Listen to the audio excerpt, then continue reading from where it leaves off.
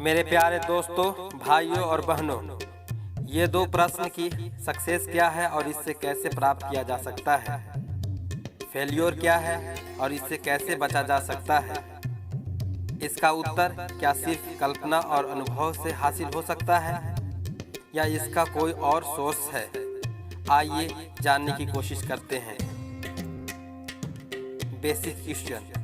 Nature of human being यानी इंसान की प्रकृति की यह मांग और यह पुकार कि वह किसी हायर अथॉरिटी के आगे अपने शिष्य को झुकाना और उसकी भक्ति करना चाहता है।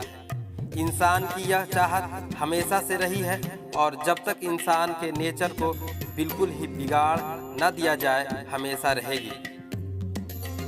बट वह केवल अपनी बुद्धि और सेंसेस के सहारे इन बातों को नहीं समझ सकता कि ईश्वर क्या है और उसकी सच्चाई और पावर क्या है, तथा इंसान की शुरुआत कैसे हुई और इसका रिजल्ट क्या होगा।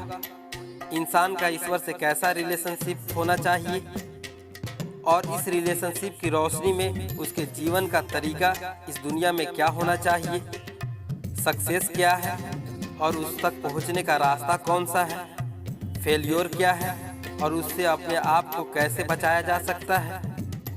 ये सब वह प्रश्न है जो हमेशा से लोगों के सामने रहे हैं और जिनका जवाब वह कल्पना या अनुभव की बुनियाद पर देता रहा है।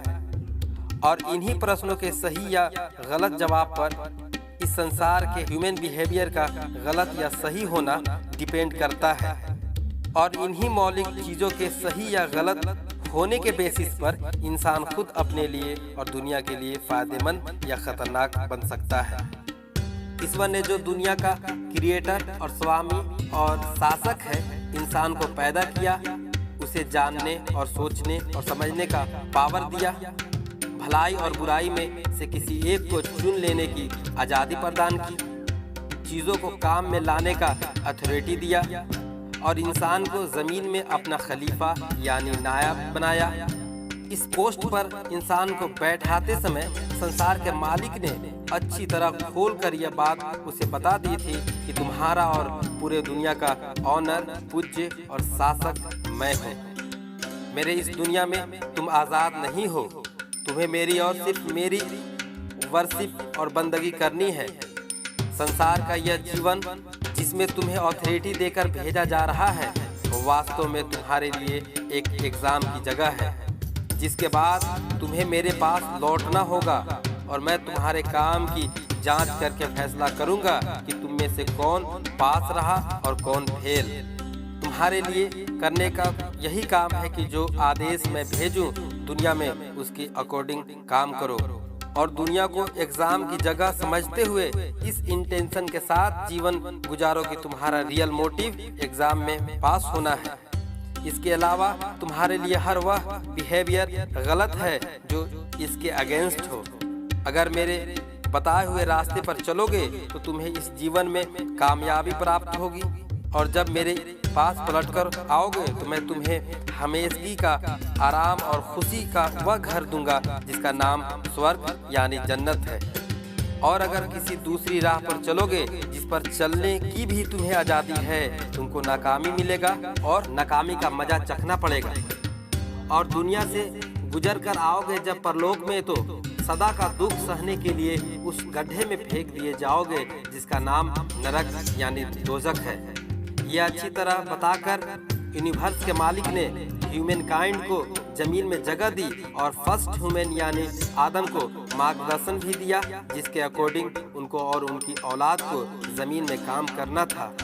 यह पहले इंसान अर्थात फादर ऑफ मैनकाइंड अज्ञान के अंधेरे में पैदा नहीं हुए थे, बल्कि ईश्वर ने जमीन पर उनके जीवन का आरंभ नॉलेज और गाइडेंस की रोशनी में किया था।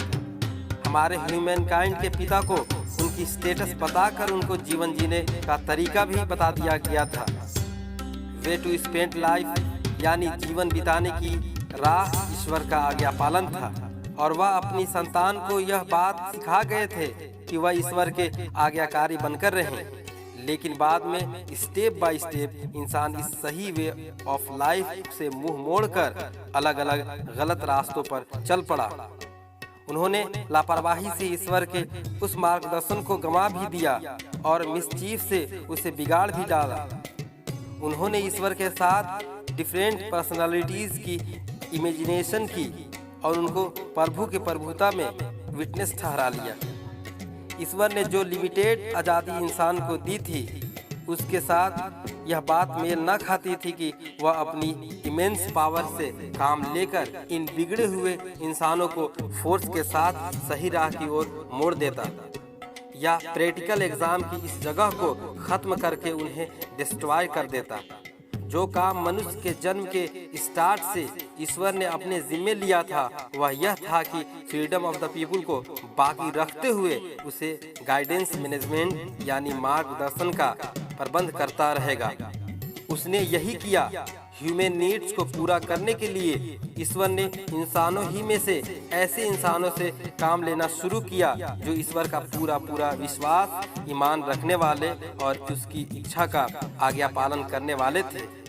उसने उनको अपना रिप्रेजेंटेटिव बनाया, अपने मैसेज उनके पास भेजे, उनको ट्रू नॉलेज दिया, उन्हें लाइफ स्पेंड करने का सही लॉ बताया और उन्हें इस काम पर लगाया कि आदम की संतान को इस सीधे रास्ते की ओर लौटने का ट्राई करें जिसके वे हट गए थे।